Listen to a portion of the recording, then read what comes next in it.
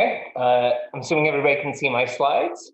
So yes, this is a talk on convex clustering. This is actually a line of work that I've been involved with since probably 2017.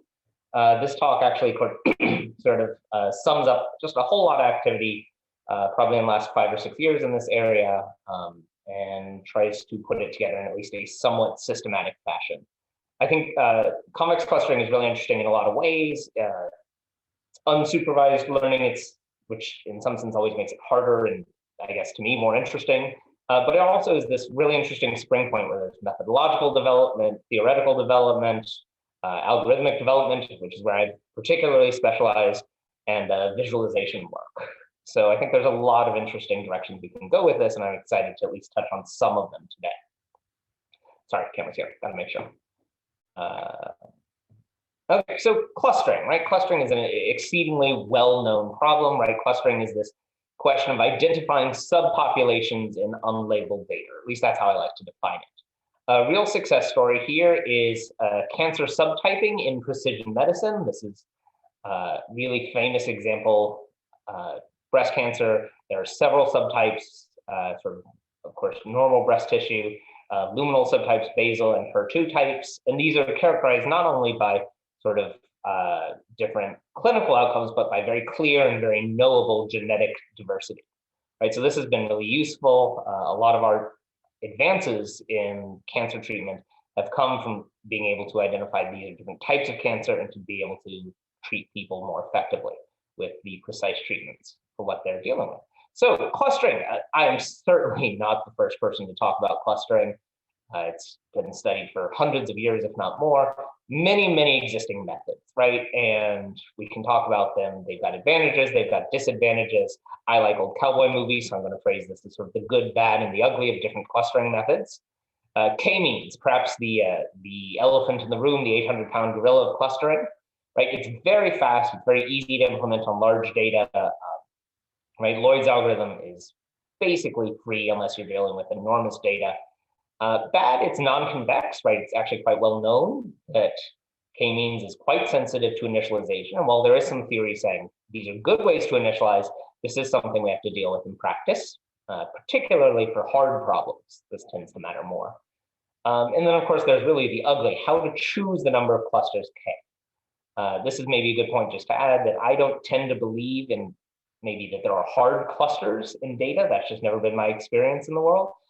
I tend to think of trees and nested subpopulations as a much more realistic model for interesting data. So speaking of trees, that suggests the alternative, hierarchical clustering. It's good. It's not quite as fast as K-means, but it's still fast. It has wonderful visualization. If you've ever shown someone a tree, people love trees. Sorry, someone's speaking in the chat. Do I need to check this? Okay, no. Yes, Johan's right. If you have questions, just let me know. Drop them in the chat, or I'll ask occasionally. So it's fast. It has nice visualizations. It's really quite pleasant on that front. Many variants, right? Hierarchical clustering. You choose distance functions. You choose linkages. You choose sort of cut parameters for your tree. Many things to do there. And again, this question of how many clusters is not quite as acute in K-means because you do get a tree, but you still have to deal with it in some practical way. Of course, there are many other forms of clustering. Spectral clustering, things based on Gaussian mixtures are quite popular. Density-based clustering, is really a ton of literature in this space.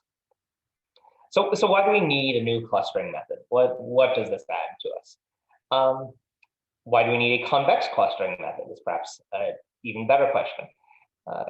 We are going to take the K-means objective and we're going to get a convex relaxation of it. And this, if you know the role that convexity plays in statistical learning, as I'm sure everyone on this call does, that buys us a lot, right?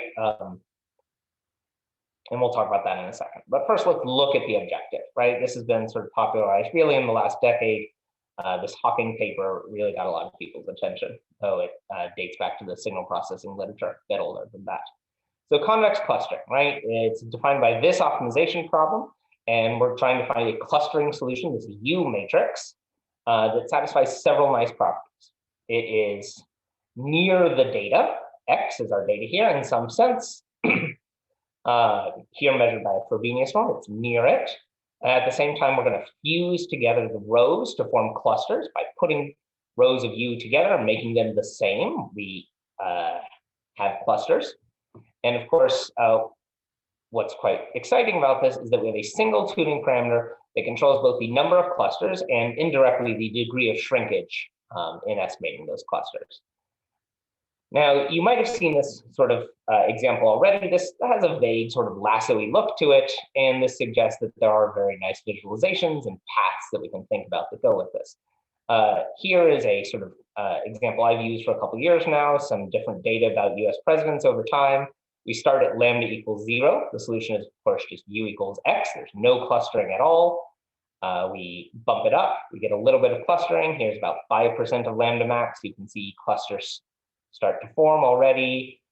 Increase lambda more. Now we're here at 2 clusters. And eventually, as we get to 100% clustering, everything is formed into sort of a single monocluster.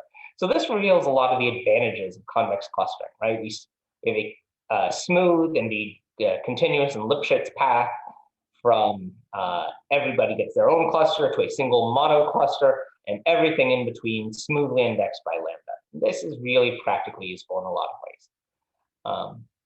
So the theoretical advantages of convex clustering, right? Convexity means we have not only a global solution, but that we can provably and efficiently, relatively efficiently at least, get to it. We also have the ability, not going to bring it up in this talk so much, but I'm happy to talk offline. Missing data handling is very natural in this framework. And of course, that lets us deal with cross-validation for choosing that regularization parameter lambda, which is a really nice practical tool.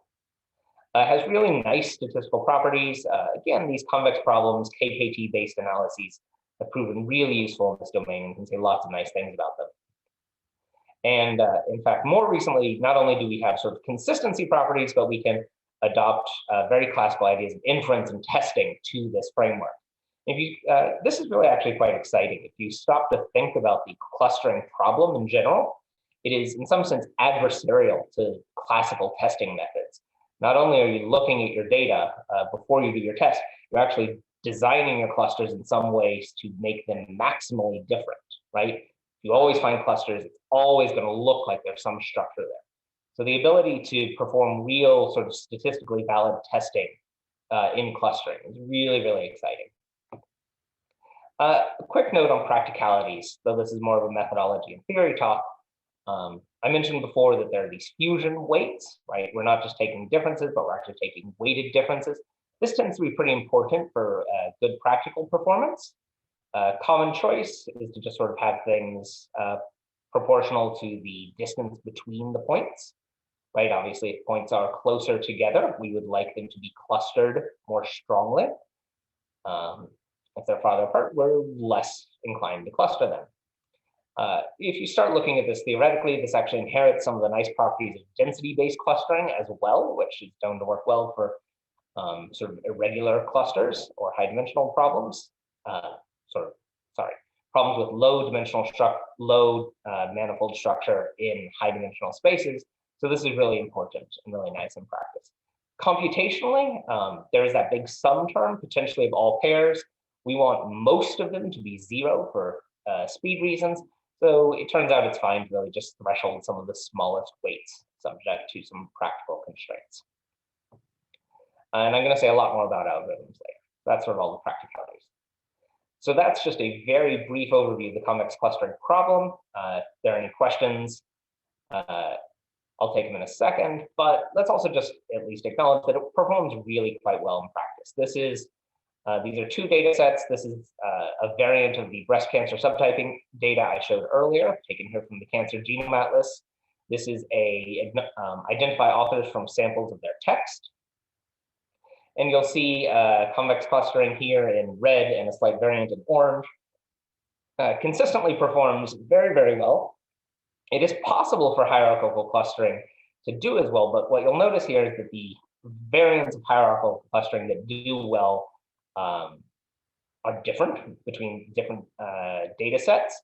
And if you don't get the correct version, you can do essentially terribly. This is the adjusted rand index. So values near 0 mean you're essentially random guessing the true labels. Convex clustering, on the other hand, really just sort of fire and forget. K-means does well, not quite as well. Again, because of that density adaptivity stuff I mentioned. Sorry, Michael, can I ask, what is the index? What is it? So the adjusted rand index, the classical rand index is it's a measure of two partitions, how well they overlap. So you've got one set of labels over here, one set of labels over here. You just sort of figure out the best match overall, right, in terms of accuracy. It's essentially correctness up to label switching, is maybe the best way to put it. The adjusted rand index says, okay, this is, even if I were randomly guessing, I'm going to get some right, just sort of by default, right? So it's take the classical rand index and basically subtract out the dumb luck that you're going to get if you're randomly guessing, right? So if you had two clusters, for instance, and you were randomly assigning labels, you're going to be right about 50% of the time. So a naive rand index gives you 50%. The adjusted rand index says take the normal one, subtract off 50 basically, and get the right answer. So may I ask a question? Sure. So like here you show us k-means. How is the number of clusters selected here for this picture? Sure. So these are actually data sets where the ground truth is known, right? So this is the I think right there are 4 breast cancer subtypes in this data set. We took out the non-cancerous data. And then we actually have genetic testing saying this is what this was in this patient. And these have been clinically validated and treatment plans and FDA, and it's gone through all that sort of rigor. And then on the authors data set, we actually know the true number of authors. So we take K equals, there's 4 in this case, right? We actually have true labels. And for hierarchical clustering, you also cut the tree. So there are just 4 clusters. Yeah, for every method here, we're using the oracle number of clusters. Okay, thank you. Yeah. Okay, yeah, so any other questions? That was just convex clustering broadly. Convex clustering, one of the things I find really exciting about it is not only does it just do clustering, but it's really amenable to a bunch of extensions, right? So stepping back for a second, we have this convex clustering problem. There's some other perspectives we can take on it, sort of a more general statistical learning perspective, right? We have a distance function here, the Frobenious norm, and a sort of sparse fusion penalty, right? You squint, right? This is a lasso term, where instead of having U go to 0, we're having the differences in U go to 0. That's what achieves fusion. But there's nothing particularly special about the use of an LQ norm here or the Frobenious norm here. Really anything that we can define distances and differences on are completely amenable to this type of problem, right? There's also an equivalence if you sort of rearrange things or maybe vectorize things out. This looks like a sort of a mixture of a generalized lasso, taking these differences, or a fused lasso, and then maybe some group norms, because we're sort of working column-wise on a matrix. So it also looks like a penalized regression problem. Penalized regression, of course, this is a statistical learning seminar. We know a lot about regression, and there are many, many doors that this starts to open up for us. Lots and lots of machinery, lots and lots of theory, sort of enabled by this perspective. And I'm going to show just a couple of these, some that I find interesting. I'll mention a few more. Can't get through them all. There's a lot of this. So bi-clustering, right? This is simultaneous fusions of rows and columns. For instance, that breast cancer example I mentioned earlier, it is both useful to identify sort of connected genetic pathways and to subtype your patients, right? Both of these are useful. We can, of course, cluster rows and columns separately, but it's quite informative to find simultaneous clustering along sort of both aspects of the data, right? So we take our normal convex clustering problem. Here we're fusing rows. We also add some fusions on the columns here, and this is going to identify simultaneous feature blocks along both aspects of a matrix. This is really useful for problems where the idea of, individual, IID samples, individual units, and this really sort of hard features observations paradigm is unclear. Again, in genetics, what's a feature? Is it a person? or is it their genetic makeup? Is it a particular gene? There are really situations in which you might choose both. And so when you start to play with this, you get this sort of a structure. See, this looks a little crowded, right? You start once again with your raw data, and as you increase lambda, you'll see that you're sort of achieving fusions both in rows and columns here, right? Simultaneously, once again, controlled by a single tuning parameter. That's biclustering along the rows and columns of a matrix. Of course, there's no reason to stop in just the two-dimensional setting. One can co-cluster a higher order array, a tensor along each mode. This actually turns out to be quite useful in sort of manifold learning problems. Really interesting paper here by Koitman, sort of applying wavelets to manifold learning, as well as really highly structured data. This Chi et al. Paper is a really nice motivating example from advertising, where you've got websites, features, the product being advertised, and of course, different users, right? Again, worthwhile to cluster on every aspect here, and informative to do it simultaneously. Another thing one can consider is generalized clustering. We motivated this with the L2 or Frobenious norm, but there's a lot of data for which that sort of Euclidean geometry is not maybe the most natural way to set up a problem. So what should we do with non-Gaussian data? One proposal, the Frobenious loss, if we think about it sort of as just a Gaussian likelihood or Gaussian partial likelihood, we have the ability to replace it with an arbitrary exponential family loss applied here sort of pointwise, but that's not strictly necessary. This idea was explored by my friend Minjie and co-authored Genevera Allen in a recent paper, and they found some really exciting results. So here all we're doing is taking the Frobenious norm, and this is just pointwise loss. You could do 0-1 data with a logistic loss. If you had count data and you didn't want to just log transform it yourself, this would be a situation where a perhaps some sort of Poisson or negative binomial could be useful. Even more interesting, actually, one can use, if one has categorical data that one wants to cluster, a multinomial likelihood could be used here. So that's quite exciting. You can actually go a little bit further than just exponential families to arbitrary Bregman divergences, if that's your cup of tea. And they've got quite some nice answers here. This is a different sort of analysis of that same text data that I mentioned here before. And you'll see here they're actually doing it on raw word counts, and you'll see it performs quite well. They also do some stuff with sparsity that I'll come back to in a minute.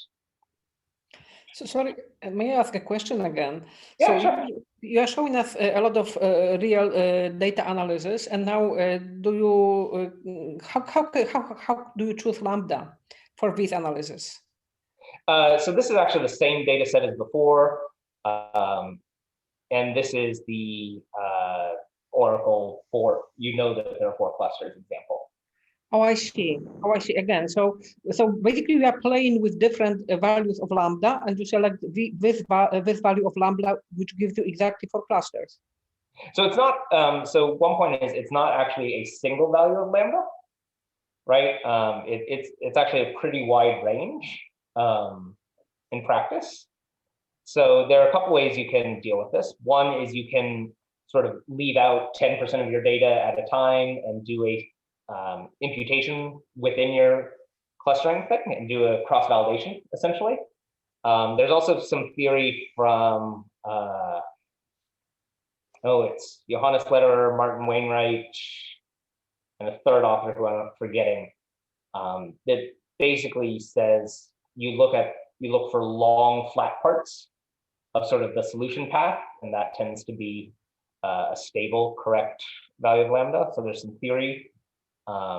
You can do AIC, BIC things. Really, because it's regression in disguise, whatever tuning parameter you're excited about works well.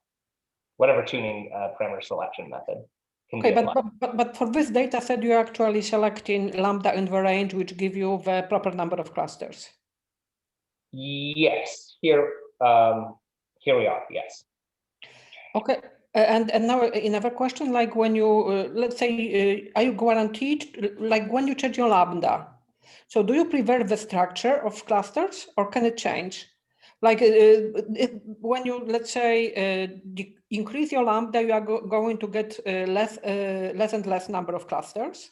And now the question is, are they a kind of nested within the, or you know what I try to say? Yeah, so the nesting question is, it is open in the general case, whether there are fissions, splits in the path. For certain choices of the weights, those fusion weights, it is provable that there are no fissions. The clustering structure is nested. It is possible to come up with counterexamples, right? In my experience, they tend to be very weird, sort of measure zero type situations, where you have three things that are all exactly equally spaced or something. This example, I think here, so this is 3 different values of lambda, is pretty typical. Right? There's weak clustering and things sort of get more fused over time. You'll see, for instance, that this cluster corresponding to Jack London sort of emerges relatively late. It's sort of a larger value of lambda, whereas maybe the Shakespeare cluster emerges quite early. So yes, the general question of fissions is open, but certain special cases you can prove that it doesn't happen, and you do get a valid tree structure. Thank you. Yeah, I don't know, that was kind of meandering. Did that actually answer your question? Okay. Of course, once one has the idea of dealing with arbitrary data points, one can combine multiple data points. General convex combination of clustering distances lets you deal with maybe some data that's partially Gaussian, partially 0, 1, partially count, as often comes up in sort of modern genomics data sets. So here we have several U matrices. We sort of take, again, a convex combination of different losses, but we simultaneously fuse all rows together in this sort of, crammed together matrix. This turns out to be really useful. This is an extended version of that cancer data that I mentioned earlier, where here we've got gene expression, microRNA counts. The gene expression is sort of Gaussian-ish, microRNA is Poisson-ish, methylation data is 0, 1 continuous, so basically a beta distribution. Protein density, I can't actually quite remember. And you'll see here, again, I believe this isn't my paper. I believe this is oracle tuning. But you'll see we have the ability to sort of simultaneously find meaningful clusters in all of these. And because we can adapt to the modality of the data, you just sort of clustered on Poissons, which are count, they're going to absolutely dominate anything that's sort of 0, 1 beta. So it's quite useful to be able to adapt to different data types in the same problem.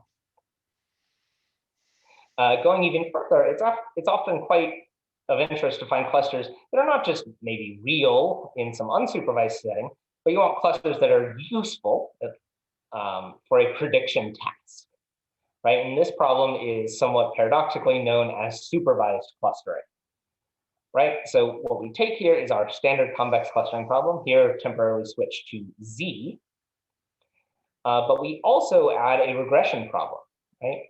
And where each group has a specific offset. You can maybe think about this as sort of a mixed effects model, and we're simultaneously clustering both the cluster centroids and the group-specific offsets. The net effect of this is that if 2 observations have the same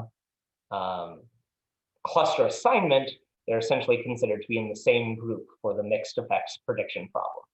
Of course, this is jointly convex in beta, theta, and U, so we can do this all together. Right? Again, the clustering here showing up as an offset term in a arbitrary GLM. Cox model is particularly useful in the clinical domains that we find interesting. Other things we can do, as opposed to different data modalities, we can get even more structure beyond just a simple clustering problem. We might, for instance, be interested in sparse clustering, where we have clusters that vary only on a small number of features. This is really useful in high-dimensional problems, where most features can be assumed irrelevant, right? And again, it's regression. We know how to get sparsity in regression. It's really just a lasso penalty. You have group lasso, again, we're talking about columns of a matrix, not scalars, but no real complexity here. And it works out quite well. Here we're just adding lasso penalty, like I said, to the columns view. Recent place that I played with this idea, had some fun with it, a joint work with Mitch, who you'll hear from in a little bit, is in the context of what we call sparse wavelet clustering. Many data types, particularly in maybe signal processing world, the centroids are simple, right? They are simple, but they're not necessarily sparse in the classical sense. And this, of course, suggests the use of wavelet transformation, right? This is wavelet sparsity. And so instead of doing just a group lasso, here we're doing a group lasso on the wavelet representation, right? This is practically really no additional complexity at all. In sort of your standard wavelet bases where size orthogonal, this is really just the sparse clustering of the previous slide on the wavelet representation. And this buys us actually quite a lot in practice. We have a recent paper on this. Here are sort of 3 different simulation scenarios. You've got true signals here. Every case here, we just did k equals 3 clusters. You can add really a pretty shocking amount of noise when you look at this. These are 3 sample observations. So noised up versions of these series. Naive k-means, maybe you're getting a little bit, right? You do see sort of that purple and orange hump right here at the end, but it's quite ugly compared to the truth. Naive convex clustering, again, it gets something, but it's pretty ugly. Conversely, if you induce sparsity in the wavelet domain, because again, we know these signals to be wavelet sparse, you get quite better representation. So if you just denoise and do k-means or denoise and do convex clustering, you're pretty close. But what's really exciting here is actually if you do simultaneous denoising and clustering, you're going to get something that is exactly sparse in the wavelet domain. These are not actually wavelet sparse, they're just wavelet very close to 0. And the reason for this, of course, is if you average a bunch of zeros in one thing that's not 0, you're not going to get exact zeros yet. So unless your denoising is perfect, it's not going to work. So this is quite nice. In practice, we found it, one application we found really useful for this. This is sort of Nmr signals, right? So these are nuclear magnetic resonance imaging of so the proteins found in different types of brain cells, microglia, stem cells, neurons, et cetera, et cetera. We're trying to identify sort of particular waveforms that characterize different brain cells. That in turn lets us identify key proteins in each cell type. What you'll see here is that these are raw means. Again, we have very expensive labels here. Someone extracted individual cells to make this work. In practice, that's quite hard to do. And you'll see compared to sort of k-means or just naive averaging, we get much clearer, much smoother signal families. You'll notice these are all much smoother. Clustering accuracy is actually slightly better, but it's a small data set, so it's hard to say for sure. Alternative one that we've also played with, clustering time series. We call this trout. You'll see as this talk goes on and on, I have a bunch of bad fish jokes in the back half. Michael, can I just ask something? Yeah. It seems like from the previous 2 slides, or from the slide F before that even, that there's a bit of bias in the clustering. I mean, there's a bit of shrinkage compared to the true signal. So is there some kind of, do you do some kind of debiasing? So one absolutely can. I didn't in these figures, as you pointed out. Yes, because this is basically a generalized lasso, sort of all the well-known biases of the lasso and ways to deal with that can be applied. you can do a adaptive lasso type thing where you reweight. One can just go back in and sort of ex post refit, right? The relaxed lasso of Munchausen.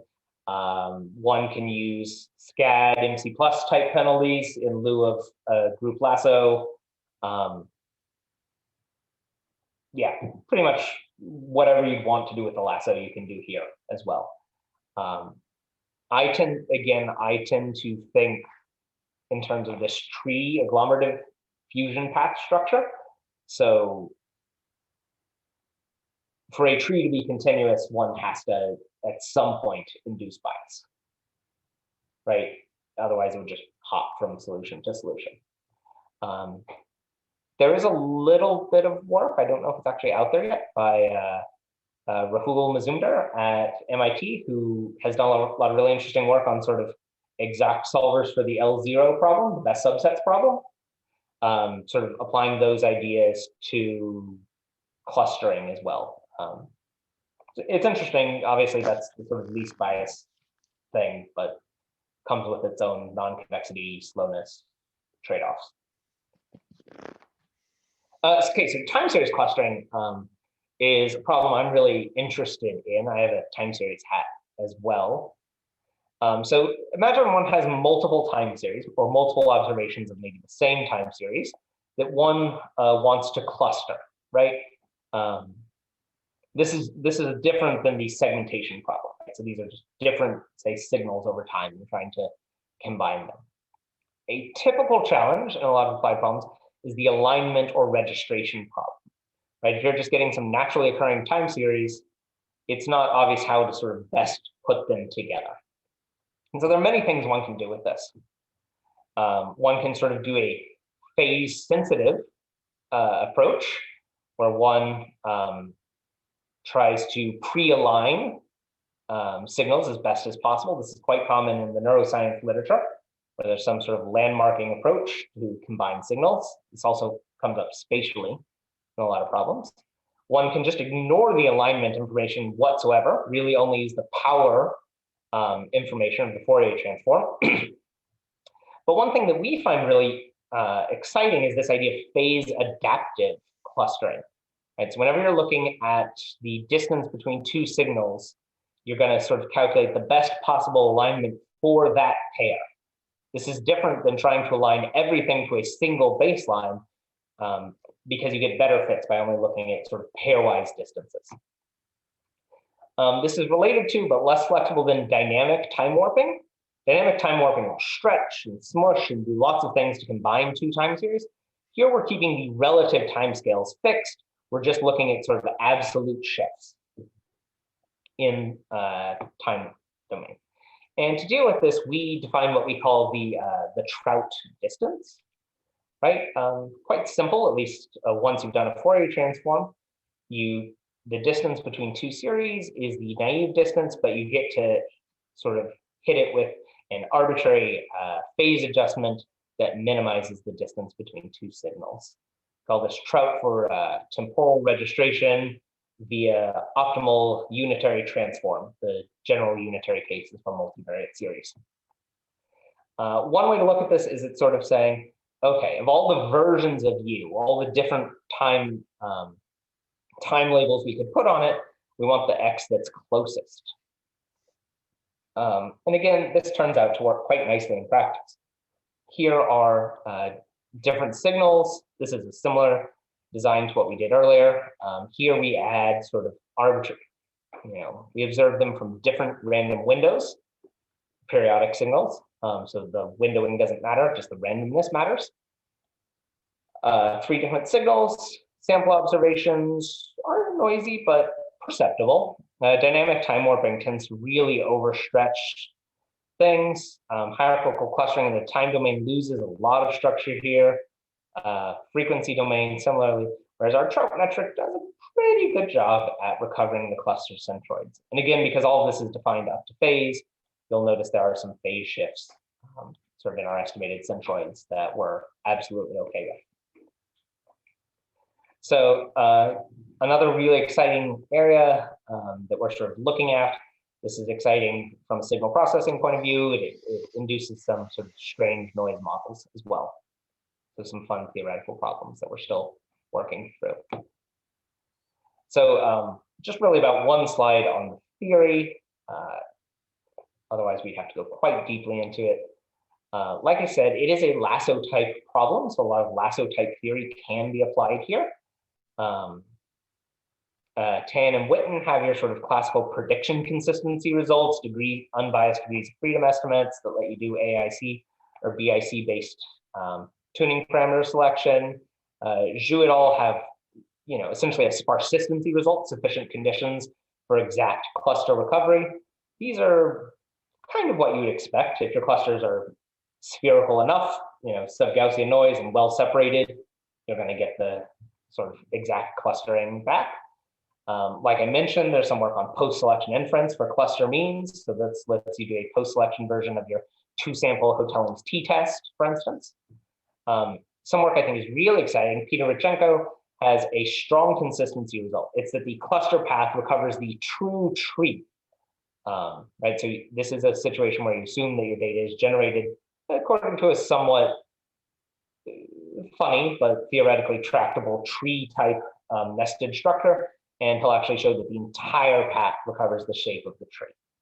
So that's really, really exciting. I think that's sort of perhaps the most interesting result in this space, as opposed to just when the clusters are different, they're different types of persistency. We talked a little bit about weights earlier. This paper by Chi and Steinerberger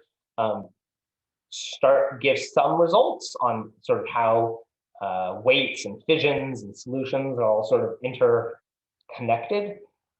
That's one reference for that, for the limited no fissions case that I mentioned, but the general problem is still open. And then, of course, Johan brought up bias earlier, and various folks have proposed sort of a group SCAD fusion penalty, a group MC plus fusion penalty to sort of alleviate those bias issues. I don't think anyone has talked about a adaptive lasso type approach, but it's sort of obvious how you would go about doing it. So any questions about the methodology and the theory stuff? Well, before I get into the computational stuff that I'm excited about. Okay, perfect. So let's barrel ahead to algorithmic work.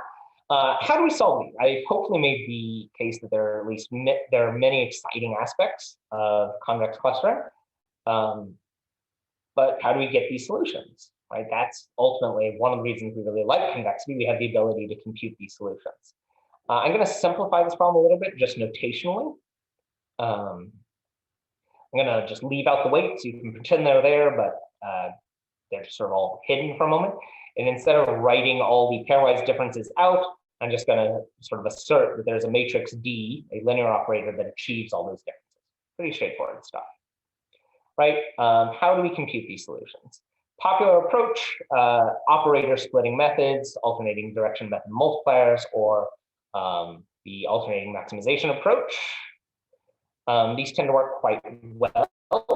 They're essentially repeating these iterates. This is the ADMM, the AMA is similar, until convergence, right? So you have something that sort of looks here like a ridge regression problem, as we would expect from the lasso AMA, a soft thresholding step to achieve shrinkage, and then a dual update to sort of keep everything working how it should.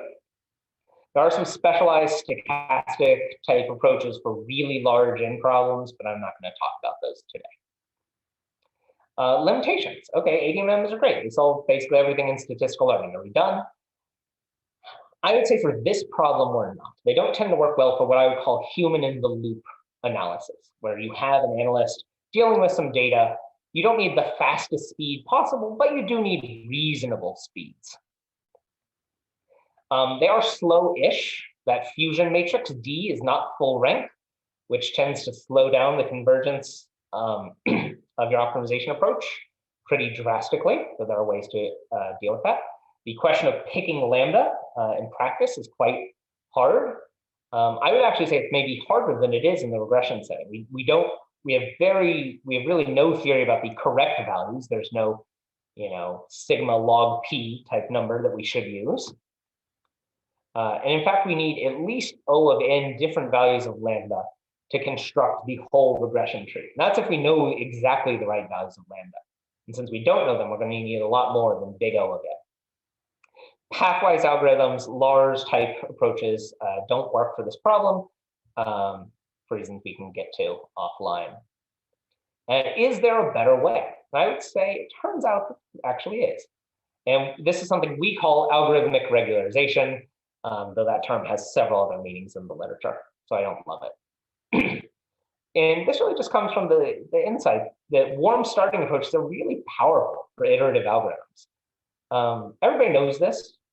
Pretty much everybody uses them, right? So we have sort of the classical iterates that I mentioned before here. I think I've transposed X, but these are basically what I had from the previous slide. And what do we do here, right? We initialize, we have an outer loop over values of lambda that we're going to repeat until everything is joined into that mono cluster. And at each specific value of lambda, we have an inner loop. We're going to repeat until convergence up to numerical precision. But here's the thing. For clustering, for trees, we don't need numerical precision. And of course, we're going to return our U hats at each value of lambda. Yes. Michael, I think there might be a question. Yes, yeah. Excuse me. So just for your hyperparameter selection problem, you want to select the best lambda, or you want to have the whole path in order to have your tree? What's your... I would argue one wants the whole path.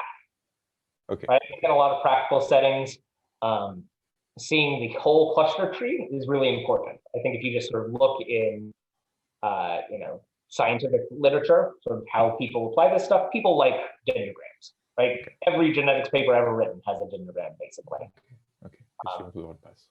Right. The question of like k-means and how we're going to choose k is just, it's not often what people want. Both practically, graphically, a bunch of reasons. So yeah, so this is, we want all values of lambda.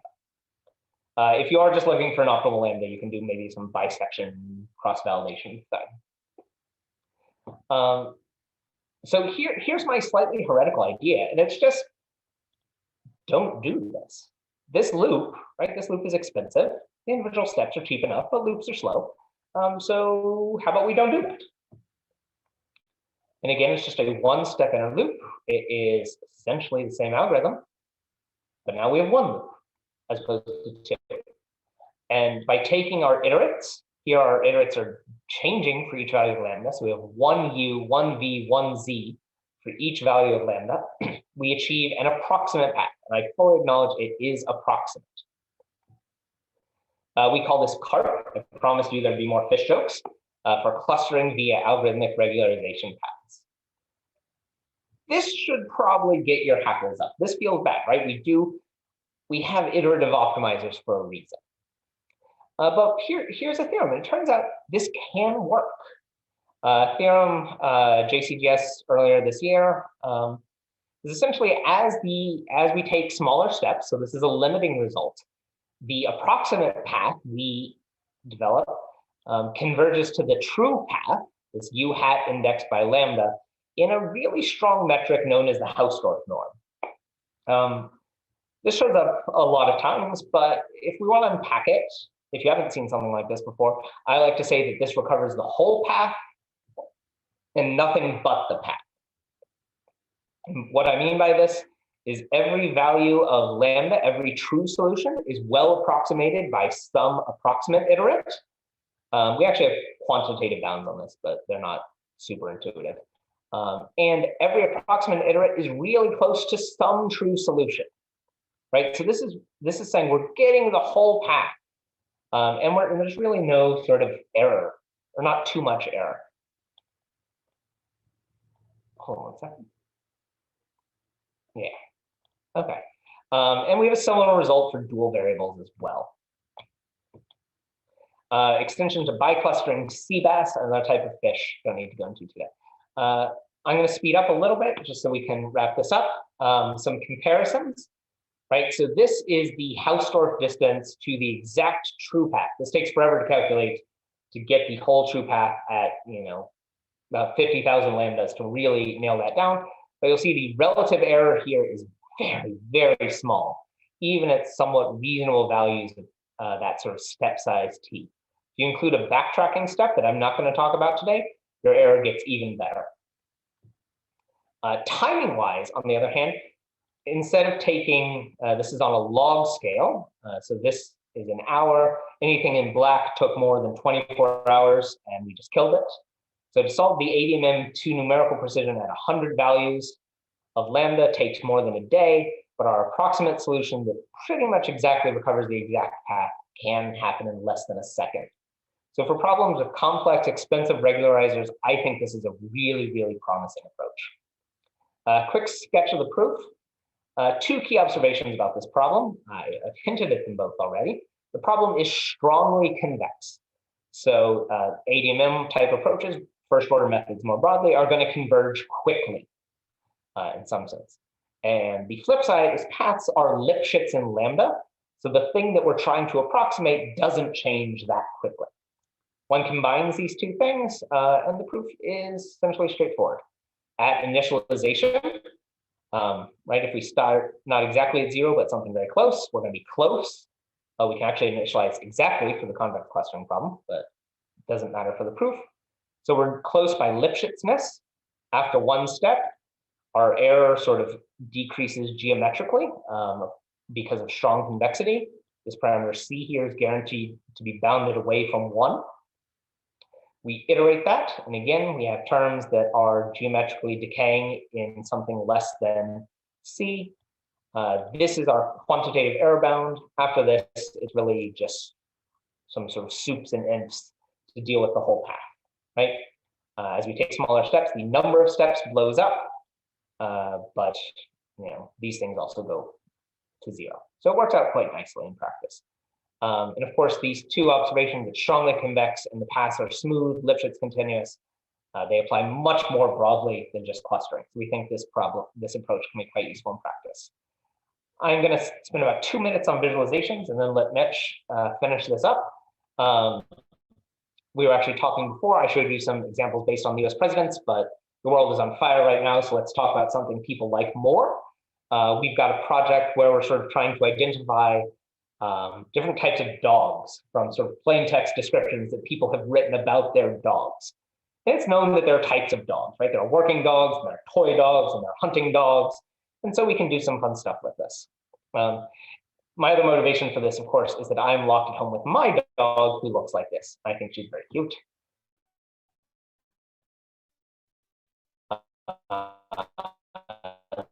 So I don't know how she feels about it. So we acquired some data from the American Kennel Club. That's the dog club in America. They have official breed standards for about 200 plus breeds.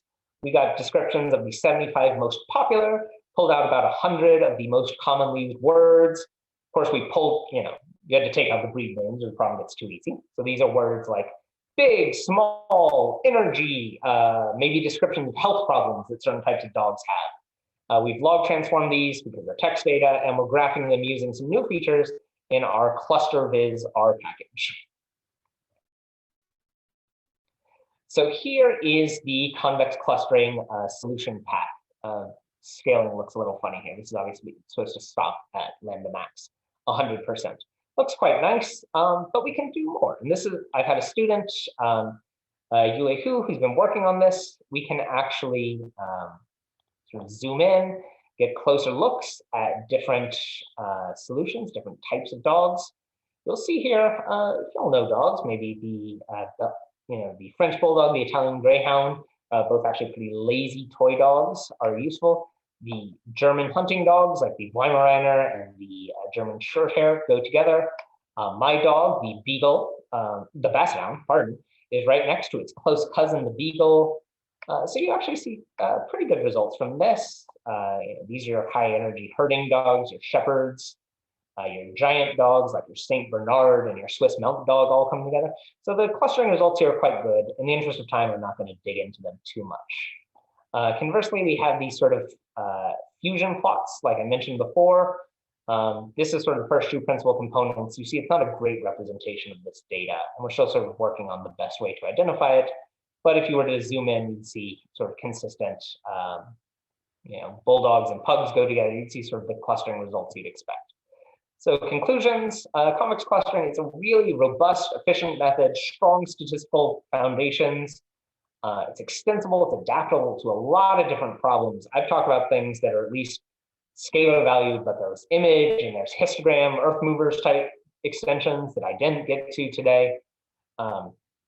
It used to be hard to compute, but we have this algorithmic regularization approach that takes things down to the minutes scale, which is sufficient for sort of applied work. And not because it constructs an entire path as opposed to just getting a really fast solution at a single value of lambda. This lets us finally build dendrograms and heat maps and these sort of classical, really popular clustering visualizations. Any questions real fast? I don't want to take up too much of Mitch's time.